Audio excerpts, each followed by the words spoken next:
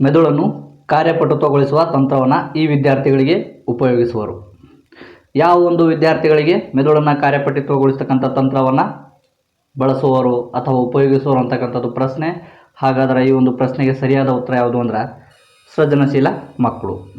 ಹಾಗಾದರೆ ನಮ್ಗೆ ಗೊತ್ತಿರಬೇಕು ಸೃಜನಶೀಲತೆ ಅಂದರೆ ಏನು ಅಂಥೇಳಿ ಗೊತ್ತಿರಬೇಕು. ಅಂದರೆ ಏನು ಅಂದ್ರೆ ವಿನೂತನವಾದ ವಿಷಯ ವಸ್ತು ರೂಪಿಸುವ ಒಂದು ಸಾಮರ್ಥ್ಯಕ್ಕೆ ಏನಂತ ಹೇಳಿ ಕರೀತಾರೆ ಅಂದ್ರೆ ಸೃಜನಶೀಲತೆ ಅಂಥೇಳಿ ಕರೀತಕ್ಕಂಥದ್ದು ನೋಡ್ತೀವಿ. ಅಂದ್ರೆ ಸ್ವಂತಿಕೆಯಿಂದ ಏನದ ಅಂದ್ರೆ ಹೊಸದನ್ನು ಸೃಷ್ಟಿಸೋದನ್ನು ನಾವು ಏನಂತೇಳಿ ಕರಿತೀವಿ ಅಂದ್ರೆ ಸೃಜನಶೀಲತೆ ಅಂತೇಳಿ ಕರಿತಕ್ಕಂಥದ್ದು ನೋಡ್ತೀವಿ. ಸೊ ಹಾಗಾಗಿ ಏನದ ಅಂದ್ರೆ ಮೆದುಳನ್ನು ಕಾರ್ಯಪಟುತ್ವಗೊಳಿಸ್ತಕ್ಕಂಥ ಒಂದು ತಂತ್ರವನ್ನು ಯಾವ ವಿದ್ಯಾರ್ಥಿಗಳಿಗೆ ಉಪಯೋಗಿಸೋರು ಅಂದ್ರೆ ಸೃಜನಶೀಲ ಮಕ್ಕಳಿಗೆ.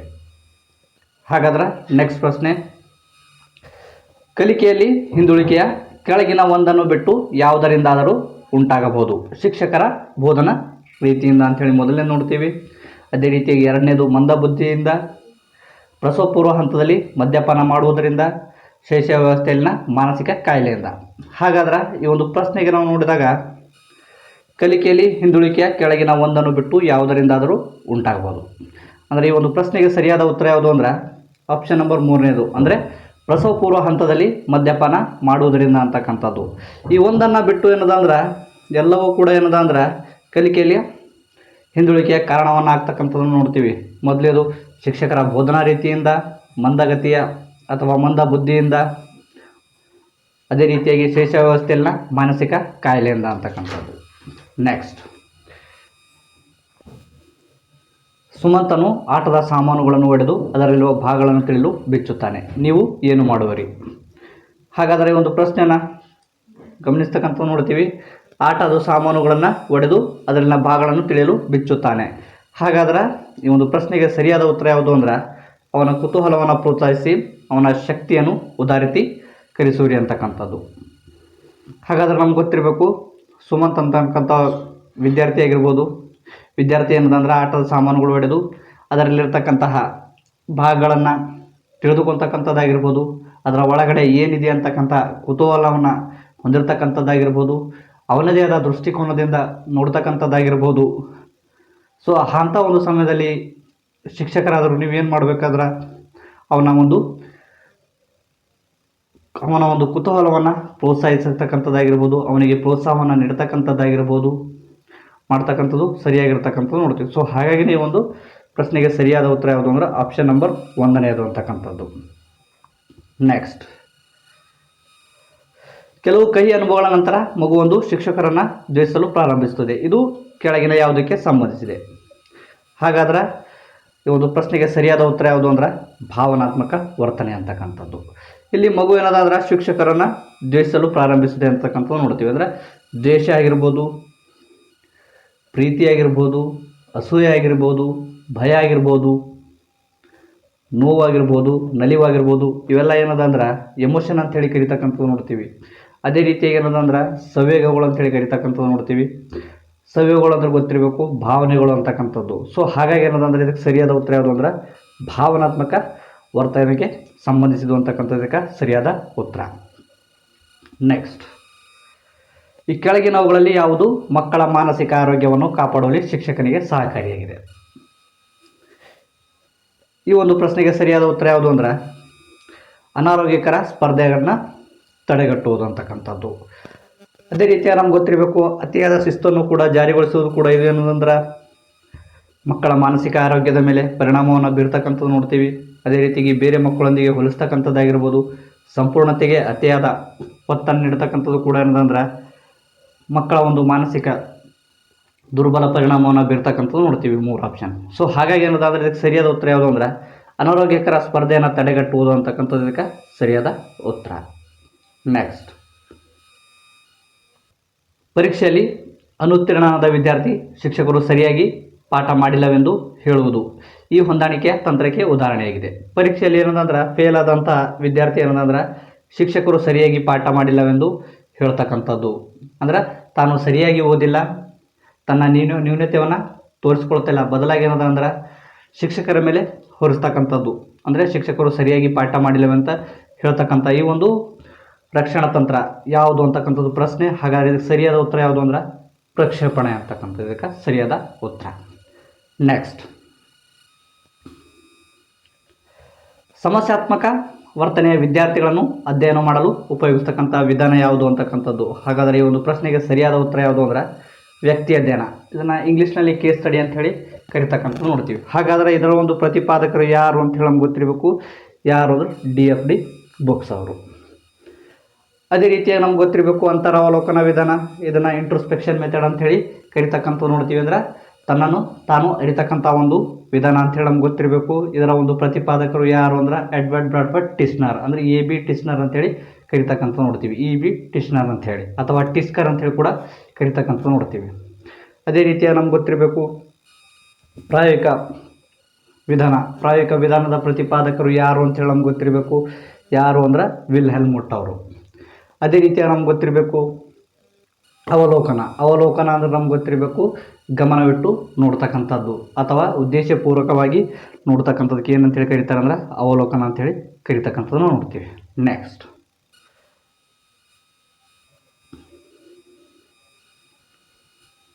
ಈ ಹಂತವನ್ನು ಬೆಳವಣಿಗೆಯ ಬುಗ್ಗೆ ಎಂದು ಕರೆಯುವರು. ಯಾವ ಒಂದು ಹಂತವನ್ನು ಬೆಳವಣಿಗೆಯ ಬುಗ್ಗೆ ಅಂತೇಳಿ ಕರೆಯುತ್ತಾರೆ ಅಂತಕ್ಕಂಥದ್ದು ಪ್ರಶ್ನೆ. ಹಾಗಾದರೆ ಇದಕ್ಕೆ ಸರಿಯಾದ ಉತ್ತರ ಯಾವುದು ಅಂದ್ರೆ ತಾರುಣ್ಯ ವ್ಯವಸ್ಥೆ. ಈ ಒಂದು ಹಂತದ ಅವಧಿ ಗೊತ್ತಿರಬೇಕು 12ರಿಂದ 18 ಅಂತೇಳಿ ನಮ್ಗೆ ಗೊತ್ತಿರಬೇಕು. ಅದು ಅದೇ ರೀತಿಯಾಗಿ ಕೆಲವೊಂದು ಪುಸ್ತಕಗಳಿಂದ 13ರಿಂದ 19 ವರ್ಷ ಅಂತೇಳಿ ನಾವು ನೋಡ್ತೀವಿ. ಸೊ ಹಾಗಾಗಿ ಏನದ ಅಂದ್ರೆ ಈ ಒಂದು ಪ್ರಶ್ನೆಗೆ ಸರಿಯಾದ ಉತ್ತರ ಯಾವುದು ಅಂದ್ರೆ ತಾರುಣ್ಯ ವ್ಯವಸ್ಥೆ. ಅದೇ ರೀತಿಯಾಗಿ ಏನಂದ್ರೆ ಕೌಮಾರ್ಯ ಅಂತೇಳಿ ಕರಿತಕ್ಕಂಥದ್ದು ನೋಡ್ತೀವಿ. ಪಕ್ವತೆಯ ಕಾಲ ಅಂತೇಳಿ ಕರಿತಕ್ಕಂಥದ್ದು ನೋಡ್ತೀವಿ. ಯೌವನ ಅಂಥೇಳಿ ಕರಿತಕ್ಕಂಥದ್ದು ನೋಡ್ತೀವಿ. ನೆಕ್ಸ್ಟ್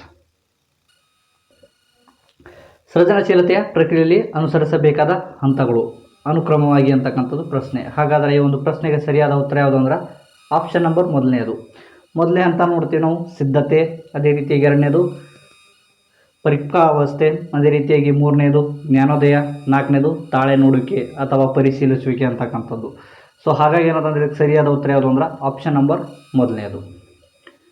ನೆಕ್ಸ್ಟ್ ಮಾನಸಿಕ ವಯಸ್ಸು 15 ಇರುವ ಓರ್ವ ಹುಡುಗಿಯ IQ 125 ಇದ್ದರೆ ಅವಳ ಒಂದು ದೈಹಿಕ ವಯಸ್ಸು ಎಷ್ಟು? ಮಾನಸಿಕ ವಯಸ್ಸು 15 ಇರುವ ಓರ್ವ ಹುಡುಗಿಯ IQ 125 ಇದ್ದರೆ ಅವಳ ದೈಹಿಕ ವಯಸ್ಸು ಎಷ್ಟು ಅಂತಕ್ಕಂಥದ್ದು ಪ್ರಶ್ನೆ. ಹಾಗಾದರೆ ಈ ಒಂದು ಪ್ರಶ್ನೆಗೆ ಸರಿಯಾದ ಉತ್ತರ ಯಾವುದು ಅಂದ್ರೆ ಆಪ್ಷನ್ ನಂಬರ್ 4ನೇದು 12. ಹಾಗಾದರೆ ನಮ್ಗೆ ಗೊತ್ತಿರಬೇಕು IQ ಅನ್ನು ಕಂಡುಹಿಡ್ತಕ್ಕಂಥ ಸೂತ್ರ ಗೊತ್ತಿರಬೇಕು. IQ = MA/CA ಅಂದರೆ mental age divided by chronological age ಅಂತಕ್ಕಂಥದ್ದು. ಹಾಗಾಗಿ ಈ ಒಂದು ಸೂತ್ರವನ್ನು ಅಳವಡಿಸಿಕೊಂಡಾಗ ಏನದ ಅಂದ್ರೆ ಕ್ರಾನಾಲಜಿಕಲ್ ಏಜ್ MA/CA × 100 ಮಾಡಿದಾಗ ಏನದ ಅಂದ್ರೆ 12 ಉತ್ತರ ಬರ್ತಕ್ಕಂಥದ್ದು ನೋಡ್ತೀವಿ. ಸೊ ಹಾಗಾಗಿ 12 ಅಂತಕ್ಕಂಥದ್ದು ಇದಕ್ಕೆ ಸರಿಯಾದ ಉತ್ತರ. ನೆಕ್ಸ್ಟ್ ಈ ಕೆಳಗಿನವುಗಳಲ್ಲಿ ಯಾವುದು ಸುಖ ಅನ್ವೇಷಣ ತತ್ವದ ಪ್ರಕಾರ ಕೆಲಸ ನಿರ್ವಹಿಸುತ್ತದೆ? ಅದು ಸುಖ ಅಂದ್ರೆ ನಮ್ಗೆ ಗೊತ್ತಿರಬೇಕು ಸಂತೋಷ ಅಂತಕ್ಕಂಥದ್ದು ಅರ್ಥವನ್ನು ಸೂಚಿಸ್ತಕ್ಕಂಥದ್ದು ನೋಡ್ತೀವಿ. ಅದೇ ರೀತಿಯಾಗಿ ಏನದ ಅಂದ್ರೆ ಈ ಒಂದು ಪ್ರಶ್ನೆನ ಮನೋವಿಶ್ಲೇಷಣ ಮೇಲೆ ಪ್ರಶ್ನೆಯನ್ನು ಕೇಳಿರ್ತಕ್ಕಂಥದ್ದು ನೋಡ್ತೀವಿ. ಸೊ ಹಾಗಾಗಿ ನಮ್ಗೆ ಗೊತ್ತಿರಬೇಕು ಮನೋವಿಶ್ಲೇಷಣದ ಪ್ರತಿಪಾದಕರು ಯಾರು ಅಂತ ಹೇಳಿ ನಮ್ಗೆ ಗೊತ್ತಿರಬೇಕು. ಯಾರು ಅಂದ್ರೆ ಸಿಗ್ಮಂಡ್ ಫ್ರಾಯ್ಡ್ ಅಂತ ಹೇಳಿ ನಮ್ಗೆ ಗೊತ್ತಿರಬೇಕು. ಅದೇ ರೀತಿಯಾಗಿ ಈ ಒಂದು ಪ್ರಶ್ನೆಗೆ ಸರಿಯಾದ ಉತ್ತರ ಯಾವುದು ಅಂದರೆ ಈದಂತಕ್ಕಂಥದ್ದು ಏನದು ಅಂದರೆ ಯಾವ ಒಂದು ತತ್ವದ ಮೇಲೆ ಕಾರ್ಯನಿರ್ವಹಿಸುತ್ತದೆ ಅಂತ ಗೊತ್ತಿರಬೇಕು. ಯಾವ ಒಂದು ತತ್ವದ ಮೇಲೆ ಅಂದ್ರೆ ಸುಖ ತತ್ವದ ಮೇಲೆ ಕಾರ್ಯವನ್ನು ನಡೆಸ್ತಕ್ಕಂಥದ್ದು ನೋಡ್ತೀವಿ. ಅದೇ ರೀತಿಯಾಗಿ ಅಹಂ ಅಂತಕ್ಕಂಥದ್ದು ನಮ್ಗೆ ಗೊತ್ತಿರಬೇಕು. ಇದು ಯಾವ ಒಂದು ತತ್ವದ ಪ್ರಕಾರ ಕೆಲಸ ನಿರ್ವಹಿಸ್ತದೆ ಅಂದ್ರೆ ನೈಜತೆ ಅಂದ್ರೆ ರಿಯಾಲಿಟಿ ಅಂತಕ್ಕಂಥದ್ದು ನಾವು ನೋಡ್ತೀವಿ. ಅದೇ ರೀತಿಯಾಗಿ ಏನದ ಅಂದ್ರೆ ಅತ್ಯಹಂ ಸೂಪರ್ ಈಗೋ ಇದು ಕೂಡ ಏನದ ಅಂದ್ರೆ ಇದು ಯಾವ ಒಂದು ತತ್ವದ ಆಧಾರದ ಮೇಲೆ ಅಥವಾ ಯಾವುದರ ಆಧಾರದ ಮೇಲೆ ಕಾರ್ಯನಿರ್ವಹಿಸ್ತದೆ ಅಂದ್ರೆ ನೈತಿಕತೆ ಅಂತಕ್ಕಂಥದ್ದು ನಮ್ಗೆ ಗೊತ್ತಿರಬೇಕು. ನೈತಿಕತೆ. ನೆಕ್ಸ್ಟ್ ಈ ಕೆಳಗಿನವುಗಳಲ್ಲಿ ಯಾವುದು ಮನೋಜನ್ಯ ಚಲನವಲದ ಅತ್ಯಂತ ಉನ್ನತ ಮಟ್ಟದ ಸಾಧನೆ ಅಂತಕ್ಕಂಥದ್ದು ಪ್ರಶ್ನೆ. ಹಾಗಾದರೆ ಈ ಒಂದು ಪ್ರಶ್ನೆಗೆ ಸರಿಯಾದ ಉತ್ತರ ಯಾವುದು ಅಂದರೆ ಆಪ್ಷನ್ ನಂಬರ್ 3ನೇದು ಅಂದರೆ ಸ್ವಾಭಾವಿಕರಣ ಅಂತಕ್ಕಂಥದ್ದು. ನೆಕ್ಸ್ಟ್ ಕೆಳಗಿನ ಯಾವ ಒಂದು ಜೊತೆಯ ಅಂಶಗಳು ಒಂದೇ ನಾಣ್ಯದ 2 ಮುಖಗಳು ಎಂದು ಪರಿಗಣಿಸಲಾಗಿದೆ? ಒಂದೇ ನಾಣ್ಯದ ಮುಖ ಅಂಥೇಳಿ ಯಾವುದನ್ನು ಪರಿಗಣಿಸಲಾಗುತ್ತದೆ ಅಂತಕ್ಕಂಥ ಪ್ರಶ್ನೆ. ಹಾಗಾದರೆ ಈ ಒಂದು ಪ್ರಶ್ನೆಗೆ ಸರಿಯಾದ ಉತ್ತರ ಯಾವುದು ಅಂದ್ರೆ ಆಸಕ್ತಿ ಮತ್ತು ಅವಧಾನ ಅಂತಕ್ಕಂಥದ್ದು. ನೆಕ್ಸ್ಟ್ ಯಾವುದನ್ನು ಸಂಶೋಧಕನ ಕಣ್ಣು ಎಂದು ಕರೆಯುತ್ತಾರೆ? ಹಾಗಾದರೆ ನಮ್ಗೆ ಗೊತ್ತಿರಬೇಕು ಈ ಒಂದು ಪ್ರಶ್ನೆಯನ್ನು ಕ್ರಿಯಾ ಸಂಶೋಧನೆ ಮೇಲೆ ಕೇಳಿರ್ತಕ್ಕಂಥದ್ದು ನೋಡ್ತೀವಿ. ಹಾಗಾಗಿ ನಮ್ಗೆ ಗೊತ್ತಿರಬೇಕು ಕ್ರಿಯಾ ಸಂಶೋಧನೆಯ ಕಣ್ಣು ಅಂಥೇಳಿ ಯಾವುದನ್ನು ಕರೆಯುತ್ತಾರೆ, ಯಾವ ಒಂದು ಹಂತವನ್ನು ಕರೆಯುತ್ತಾರೆ ಅಂತ ನಮ್ಗೆ ಗೊತ್ತಿರಬೇಕು. ಈ ಒಂದು ಪ್ರಶ್ನೆಗೆ ಸರಿಯಾದ ಉತ್ತರ ಅಂದ್ರೆ ಯಾವುದು ಅಂದ್ರೆ ಆಪ್ಷನ್ ನಂಬರ್ 4ನೇದು ಕ್ರಿಯಾ ಪ್ರಕಲ್ಪನೆ ಅಂತಕ್ಕಂಥದ್ದು. ನೆಕ್ಸ್ಟ್, ಈ ಹಂತದಲ್ಲಿ ಜ್ಞಾನಾತ್ಮಕ ಬೆಳವಣಿಗೆ ತಾರ್ಕಿಕ ಚಿಂತನೆ ಸಂಪೂರ್ಣವಾಗಿ ವಿಕಾಸಗೊಳ್ಳುತ್ತದೆ. ಲಾಜಿಕಲ್ ಥಿಂಕಿಂಗ್ ಅಂತಕ್ಕಂಥದ್ದು ಯಾವ ಒಂದು ಹಂತದಲ್ಲಿ ತಾರ್ಕಿಕ ಚಿಂತನೆ ಸಂಪೂರ್ಣವಾಗಿ ವಿಕಾಸಗೊಳ್ಳುತ್ತದೆ ಅಂತಕ್ಕಂಥದ್ದು ಪ್ರಶ್ನೆ. ಹಾಗಾದರೆ ಈ ಒಂದು ಪ್ರಶ್ನೆಗೆ ಸರಿಯಾದ ಉತ್ತರ ಯಾವುದು ಅಂದರೆ ಔಪಚಾರಿಕ ಕಾರ್ಯಗಳ ಹಂತ. ಈ ಒಂದು ಪ್ರಶ್ನೆಯನ್ನು ಜ್ಞಾನಾತ್ಮಕ ವಿಕಾಸದ ಇಲ್ಲ ಪ್ರಶ್ನೆಯನ್ನು ಕೇಳ್ತಕ್ಕಂಥದ್ದು ನೋಡ್ತೀವಿ. ಇದರ ಬಗ್ಗೆ ಏನದಂದ್ರೆ ಕಂಪ್ಲೀಟಾಗಿ ಏನದಂದ್ರೆ ನಮ್ಮ ಚಾನಲ್ನಲ್ಲಿ ಎಲ್ಲ ಒಂದು ಹಂತಗಳ ಬಗ್ಗೆ ಏನದಂದ್ರೆ ವಿವರಣೆ ಇರತಕ್ಕಂಥದ್ದು ನೀವು ನೋಡ್ಬೋದು. ನೆಕ್ಸ್ಟ್, ಮಕ್ಕಳು ಚಲನಚಿತ್ರದಲ್ಲಿ ಪ್ರದರ್ಶಿಸುವಾಗ ಹಿಂಸಾತ್ಮಕ ವರ್ತನೆಯನ್ನು ನೋಡಿ ಕಲಿಯಬಹುದು ಎಂಬ ತೀರ್ಮಾನವನ್ನು ಯಾವ ಮನೋವಿಜ್ಞಾನಿ ಮಾಡಿರುವ ಕೆಲಸದ ಆಧಾರದ ಮೇಲೆ ತೀರ್ಮಾನಿಸಬಹುದು ಅಂತಕ್ಕಂಥದ್ದು ಪ್ರಶ್ನೆ. ಹಾಗಾದರೆ ಈ ಒಂದು ಪ್ರಶ್ನೆಗೆ ಸರಿಯಾದ ಉತ್ತರ ಯಾವುದು ಅಂದ್ರೆ ಆಪ್ಷನ್ ನಂಬರ್ 3ನೇದು ಆಲ್ಬರ್ಟ್ ಬಂಡೂರ ಅಂತಕ್ಕಂಥದ್ದಕ್ಕೆ ಸರಿಯಾದ ಉತ್ತರ. ಹಾಗಾದ್ರೆ ನಮ್ಗೆ ಗೊತ್ತಿರಬೇಕು ಆಲ್ಬರ್ಟ್ ಬಂಡೂರ್ ಅವರು ಯಾವ ಒಂದು ಕಲಿಕೆಯನ್ನು ಪ್ರತಿಪಾದಿಸಿದ್ರು ಅಂತ ಹೇಳಿ ನಮ್ಗೆ ಗೊತ್ತಿರಬೇಕು. ಯಾವ ಒಂದು ಕಲಿಕೆ ಅಂದ್ರೆ ಅನುಕರಣ ಕಲಿಕೆ ಅಂತ ಕರಿತಕ್ಕಂಥ ನೋಡ್ತೀವಿ. ಅದೇ ರೀತಿಯಾಗಿ ಏನಂದ್ರೆ ಅವಲೋಕನ ಕಲಿಕೆ ಅಂತೇಳಿ ಕರಿತಕ್ಕಂಥ ನೋಡ್ತೀವಿ. ಅಂದ್ರೆ ಅನುಕರಣ ಅಂದ್ರೆ ನಮ್ಗೆ ಗೊತ್ತಿರಬೇಕು ಒಬ್ಬರು ಮಾಡಿದನ್ನು ತಾವು ಸಹ ಅದೇ ರೀತಿಯಾಗಿ ಮಾಡ್ತಕ್ಕಂಥದಕ್ಕೆ ಏನಂತೇಳಿ ಕರೀತಾರೆ ಅಂದ್ರೆ ಅನುಕರಣೆ ಅಂಥೇಳಿ ಕರಿತಕ್ಕಂಥದ್ದು ನೋಡ್ತೀವಿ. ಸೊ ಹಾಗೆ ನಮ್ಗೆ ಗೊತ್ತಿರಬೇಕೇನಂದ್ರೆ ಇವರ ಒಂದು ಅನುಕರಣ ಕಲಿಕೆಯ ಪ್ರಕಾರ ಅಥವಾ ಅವಲೋಕನ ಕಲಿಕೆಯ ಪ್ರಕಾರ ಏನಂದ್ರೆ ಮಕ್ಕಳು ತಮ್ಮ ಸುತ್ತಮುತ್ತಲಿನ ಆಗು ಹೋಗ್ತಕ್ಕಂಥ ಘಟನೆಗಳನ್ನು ಗಮನಿಸುವ ಮೂಲಕ ಕಲಿತಕ್ಕಂಥದ್ದು ನೋಡ್ತೀವಿ ಅಥವಾ ಅನುಕರಣೆಯನ್ನು ಮಾಡುವ ಮೂಲಕ ಕಲಿತಕ್ಕಂಥದ್ದು ನೋಡ್ತೀವಿ. ಸೊ ಹಾಗಾಗಿ ಏನಂದ್ರೆ ಈ ಒಂದು ಪ್ರಶ್ನೆಗೆ ಸರಿಯಾದ ಉತ್ತರ ಯಾವುದು ಅಂದ್ರೆ ಆಪ್ಷನ್ ನಂಬರ್ 3ನೇದು ಅಂದ್ರೆ ಆಲ್ಬರ್ಟ್ ಬಂಡೂರ. ನೆಕ್ಸ್ಟ್, ಲಿಂಗ ತಾರತಮ್ಯದ ಬೆಳವಣಿಗೆಯ ಪ್ರಮುಖ ಮೂಲ.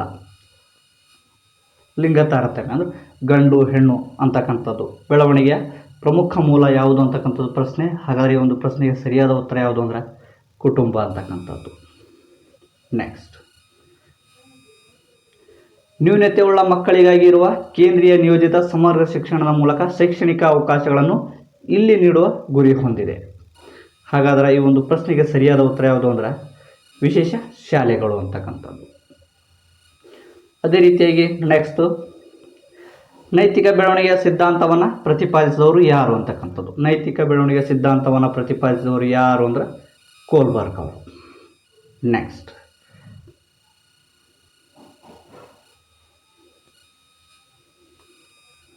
ಬಹುಮುಖ ಬುದ್ಧಿಶಕ್ತಿಯ ಸಿದ್ಧಾಂತದ ಪ್ರಕಾರ ಎಲ್ಲ ರೀತಿಯ ಪ್ರಾಣಿಗಳು, ಸಸ್ಯಗಳು ಹಾಗೂ ಲವಣಗಳನ್ನು ಗುರುತಿಸುವ ಹಾಗೂ ವರ್ಗೀಕರಿಸುವ ಸಾಮರ್ಥ್ಯವನ್ನು ಹೀಗೆ ಕರೆಯುವರು. ಹಾಗಾದರೆ ಏನಂತೇಳಿ ಕರೀತಾರೆ ಅಂದ್ರೆ ಇದಕ್ಕೆ ಸಹಜ ಬುದ್ಧಿಶಕ್ತಿ ಅಂತೇಳಿ ಕರೀತಕ್ಕಂಥದ್ದು ನೋಡ್ತೀವಿ. ನೆಕ್ಸ್ಟ್, ಡಿಸ್ಲೆಕ್ಸಿಯಾ ಇವು ಇದಕ್ಕೆ ಸಂಬಂಧಿಸಿದ ಸಮಸ್ಯೆ ಆಗಿದೆ. ಡಿಸ್ಲೆಕ್ಸಿಯಾ ಅಂದರೆ ನಮ್ಗೆ ಗೊತ್ತಿರಬೇಕು ಇದು ಒಂದು ಓದುವಿಕೆ ಸಮಸ್ಯೆ ಸಂಬಂಧಿಸಿದ ಒಂದು ಸಮಸ್ಯೆ ಅಂತೇಳಿ ನಮ್ಗೆ ಗೊತ್ತಿರಬೇಕು. ನೆಕ್ಸ್ಟ್, ಒಬ್ಬ ವಿದ್ಯಾರ್ಥಿಯು ತನ್ನ ಸಹಪಾಠಿಗಳೊಂದಿಗೆ ಒರಟಾಗಿ ವರ್ತಿಸುವನು ಹಾಗೂ ಶಾಲಾ ನಿಯಮಗಳಿಗೆ ಹೊಂದಿಕೊಳ್ಳುವುದಿಲ್ಲ. ಈ ವಿದ್ಯಾರ್ಥಿಗೆ ನೀಡಬೇಕಾದ ಅವಶ್ಯಕ ಸಹಾಯಕದ ವಲಯ ಅಂತಕ್ಕಂಥದ್ದು. ಹಾಗಾದ್ರೆ ನಮ್ಗೆ ಗೊತ್ತಿರಬೇಕು ಒಬ್ಬ ವಿದ್ಯಾರ್ಥಿ ಏನಂದ್ರೆ ತನ್ನ ಸಹಪಾಠಿ ಅಥವಾ ತನ್ನ ಗೆಳೆಯರೊಂದಿಗೆ ಏನಂದ್ರೆ ಒರಟಾಗಿ ವರ್ತಿಸುವನು ಹಾಗೂ ಶಾಲಾ ನಿಯಮಗಳಿಗೆ ಹೊಂದಿಕೊಳ್ಳುವುದಿಲ್ಲ. ಈ ವಿದ್ಯಾರ್ಥಿಗಳಿಗೆ ನೀಡಬೇಕಾದ ಅವಶ್ಯಕ ಸಹಾಯದ ವಲಯ.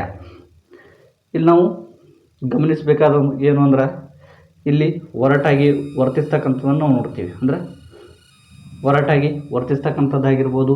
ಇವೆಲ್ಲ ಏನಂದ್ರೆ ಸವ್ಯಗಳಿಗೆ ಸಂಬಂಧಿರ್ತಕ್ಕಂಥದ್ದು ನೋಡ್ತೀವಿ. ಅಂದ್ರೆ ಎಮೋಷನ್ಸ್ ಅಂತೇಳಿ ಕರಿತಕ್ಕಂಥದ್ದು ಅಂದ್ರೆ ಭಾವನೆಗಳಿಗೆ ಸಂಬಂಧಿರ್ತಕ್ಕಂಥದ್ದು ನೋಡ್ತೀವಿ. ಸೊ ಹಾಗಾಗಿ ಏನದಂದ್ರೆ ಭಾವನಾತ್ಮಕ ವಲಯ ಅಂತಕ್ಕಂಥದಕ್ಕೆ ಸರಿಯಾದ ಉತ್ತರ. ನೆಕ್ಸ್ಟ್, ನೈಜವಾದ ನೈತಿಕ ಪ್ರಜ್ಞೆಯನ್ನು ವ್ಯಕ್ತವಾಗ್ತಕ್ಕಂಥ ಹಂತ ಯಾವುದು ಅಂತಕ್ಕಂಥದ್ದು ಪ್ರಶ್ನೆ. ಹಾಗಾದರೆ ಈ ಒಂದು ಪ್ರಶ್ನೆಗೆ ಸರಿಯಾದ ಉತ್ತರ ಯಾವುದು ಅಂದ್ರೆ ಇದಕ್ಕೆ ಸರಿಯಾದ ಉತ್ತರ ವಯಸ್ಕ ಅಂತಕ್ಕಂಥದ್ದಕ್ಕೆ ಸರಿಯಾದ ಉತ್ತರ. ನೆಕ್ಸ್ಟ್, ಈ ಹೇಳಿಕೆ ಗಂಡಸರು ಹೆಂಗಸರಿಗಿಂತ ಹೆಚ್ಚು ಬುದ್ಧಿವಂತರು ಅಂತಕ್ಕಂಥದ್ದು. ಇಲ್ಲಿ ಏನದ ಅಂದ್ರೆ ಈ ಒಂದು ಪ್ರಶ್ನೆಯನ್ನು ಗಮನಿಸಿದಾಗ ಏನದ ಅಂದ್ರೆ ಗಂಡಸರು ಹೆಂಗಸರಿಗಿಂತ ಹೆಚ್ಚು ಬುದ್ಧಿವಂತರು ಅಂತಕ್ಕಂಥದ್ದು ನಾವು ನೋಡ್ತೀವಿ. ಸೊ ಹಾಗಾಗಿ ಏನದ ಅಂದ್ರೆ ಇಲ್ಲಿ ಏನದ ಅಂದ್ರೆ ಲಿಂಗ ತಾರತಮ್ಯವನ್ನು ತೋರಿಸ್ತಕ್ಕಂಥ ನೋಡ್ತೀವಿ ಅಥವಾ ಲಿಂಗ ತಾರತಮ್ಯ ಏನದ ಅಂದ್ರೆ ಇಲ್ಲಿ ಎದ್ದು ಕಾಣ್ತಕ್ಕಂಥ ನೋಡ್ತೀವಿ. ಸೊ ಹಾಗಾಗಿ ಏನದ ಆಪ್ಷನ್ ನಂಬರ್ 3ನೇದು ಈ ಒಂದು ಪ್ರಶ್ನೆಗೆ ಸರಿಯಾದ ಉತ್ತರ ಅಂತೇಳಿ ನಮ್ಗೆ ಗೊತ್ತಿರಬೇಕು. ನೆಕ್ಸ್ಟ್, ಒಂದು ಸಮೂಹದ ಸದಸ್ಯರನ್ನ ಸಂಬಂಧವನ್ನು ಅಧ್ಯಯನ ಮಾಡಲು ಈ ಕೆಳಗಿನ ಯಾವುದನ್ನು ಬಳಸಲಾಗುತ್ತದೆ. ಸಮೂಹದ ಸದಸ್ಯರ ಒಂದು ಸಂಬಂಧವನ್ನು ಅಳಿತಕ್ಕಂಥ ಒಂದು ಯಾವ ಒಂದು ತಂತ್ರವನ್ನು ಉಪಯೋಗಿಸಿ ಎಳಿತಾರಂದ್ರೆ ಸಮಾಜ-ಮಿತಿ ತಂತ್ರ ಅಂತಕ್ಕಂಥದಕ್ಕೆ ಸರಿಯಾದ ಉತ್ತರ. ಅನಿಮಿಸಮ್ ಲಕ್ಷಣವು ಈ ಹಂತದ ಜ್ಞಾನಾತ್ಮಕ ಬೆಳವಣಿಗೆ ಮುಖ್ಯ ಲಕ್ಷಣ. ಹಾಗಾದರೆ ಅನಿಮಿಸಮ್ ಲಕ್ಷಣವು ಯಾವ ಒಂದು ಹಂತದಲ್ಲಿ ಕಾಣಿಸಿಕೊಳ್ಳುತ್ತದೆ ಅಂತಕ್ಕಂಥದ್ದು ಪ್ರಶ್ನೆ.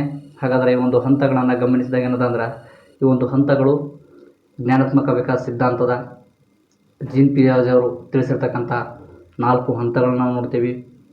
ಮೊದಲನೇ ಹಂತ ಸಂವೇದನಾಗತಿ ಹಂತ, ಎರಡನೇದು ಕಾರ್ಯಪೂರ್ವ ಹಂತ, ಮೂರನೇದು ಮೂರ್ತ ಕಾರ್ಯಗಳ ಹಂತ, ನಾಲ್ಕನೇದು ಔಪಚಾರಿಕ ಕಾರ್ಯಗಳ ಹಂತ. ಹಾಗಾದ್ರೆ ಈ ಒಂದು ಅನಿಮಿಸಮ್ ಲಕ್ಷಣ ಯಾವ ಒಂದು ಹಂತದಲ್ಲಿ ಕಾಣಿಸಿಕೊಳ್ಳುತ್ತದೆ ಅಂತಕ್ಕಂಥದ್ದು ಪ್ರಶ್ನೆ. ಹಾಗಾದರೆ ಈ ಒಂದು ಪ್ರಶ್ನೆಗೆ ಸರಿಯಾದ ಉತ್ತರ ಯಾವುದು ಅಂದ್ರೆ ಔಪಚಾರಿಕ ಕಾರ್ಯಗಳ ಹಂತ ಅಂತಕ್ಕಂಥದಕ್ಕೆ ಸರಿಯಾದ ಉತ್ತರ. ನೆಕ್ಸ್ಟ್, ಪುನರ್ಬಲನದ ಉಪಯೋಗದಿಂದ ಏನಾಗ್ತದೆ ಅಂದ್ರೆ ಪ್ರಕ್ರಿಯೆಯನ್ನು ಬಲಗೊಳಿಸುತ್ತದೆ ಅಂತಕ್ಕಂಥದಕ್ಕೆ ಸರಿಯಾದ ಉತ್ತರ. ನೆಕ್ಸ್ಟ್, ವಿಸ್ಮೃತಿಗೆ ಇದು ಪ್ರಮುಖ ಕಾರಣವಾಗಿದೆ.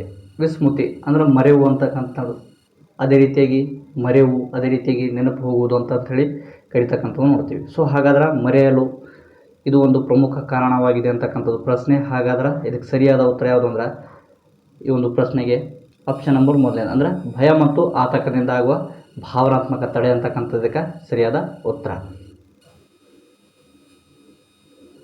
ಒಂದು ಮಗು 110 ಎಂಬ ಸಂಖ್ಯೆಯನ್ನು 10,010 ಎಂದು ಬರೆಯುವುದು. ಈ ದೌರ್ಬಲ್ಯವನ್ನು ಹೀಗೆನ್ನುತ್ತಾರೆ. ಹಾಗಾದ್ರೆ ಈ ಒಂದು ದೌರ್ಬಲ್ಯವನ್ನು ಏನಂತೇಳಿ ಕರೀತಾರೆ ಅಂದ್ರೆ ಡಿಸ್ಗ್ರಾಫಿ ಅಂತೇಳಿ ಕರಿತಕ್ಕಂಥದ್ದು ನೋಡ್ತೀವಿ. ಅಂದ್ರೆ ಈ ಒಂದು ದೌರ್ಬಲ್ಯತೆ ಏನಂದ್ರೆ ಬರವಣಿಗೆಗೆ ಸಂಬಂಧಿಸಿದ ಒಂದು ದೌರ್ಬಲ್ಯತೆ ಆಗಿರುವುದರಿಂದ ಅಥವಾ ಬರವಣಿಗೆ ಶೈಲಿಯ ಒಂದು ನ್ಯೂನತೆಯನ್ನು ಇರುವುದರಿಂದ ಏನಂತ ಕರೀತಾರೆ ಅಂದ್ರೆ ಡಿಸ್ಗ್ರಾಫಿ ಅಂತೇಳಿ ಕರಿತಕ್ಕಂಥದ್ದನ್ನು ನೋಡ್ತೀವಿ. ಹಾಗಾಗಿ ಈ ಒಂದು ಪ್ರಶ್ನೆಗೆ ಸರಿಯಾದ ಉತ್ತರ ಆಪ್ಷನ್ ನಂಬರ್ 2ನೇದು. ನೆಕ್ಸ್ಟ್, ಅಶ್ರಿತ ನ್ಯೂನತೆ ಇರುವ ಮಕ್ಕಳನ್ನು ನಿರಂತರವಾಗಿ ಮೇಲ್ವಿಚಾರಣೆ ಮಾಡುವರು. ಹಾಗಾದ್ರೆ ನಮ್ಗೆ ಗೊತ್ತಿರಬೇಕು ಅಶ್ರಿತ ಅಂದ್ರೆ ನಮ್ಗೆ ಗೊತ್ತಿರಬೇಕು. ಅಶ್ರಿತ ಅಂದ್ರೆ ಅವಲಂಬಿತ ಅಂತಕ್ಕಂಥ ಒಂದು ಅರ್ಥವನ್ನು ನೀಡ್ತಕ್ಕಂಥದ್ದು ನೋಡ್ತೀವಿ. ಅದೇ ರೀತಿಯಾಗಿ ಅವಲಂಬಿತ ಅಥವಾ ನ್ಯೂನತೆ ಇರುವ ಮಕ್ಕಳನ್ನು ನಿರಂತರವಾಗಿ ಮೇಲ್ವಿಚಾರಣೆ ಮಾಡುವವರು ಯಾರು ಅಂತಕ್ಕಂಥದ್ದು ಪ್ರಶ್ನೆ. ಹಾಗಾದ್ರೆ ಈ ಒಂದು ಪ್ರಶ್ನೆಗೆ ಸರಿಯಾದ ಉತ್ತರ ಯಾವುದು ಅಂದ್ರೆ ಪೋಷಕರು ಅಂತಕ್ಕಂಥದ್ದು.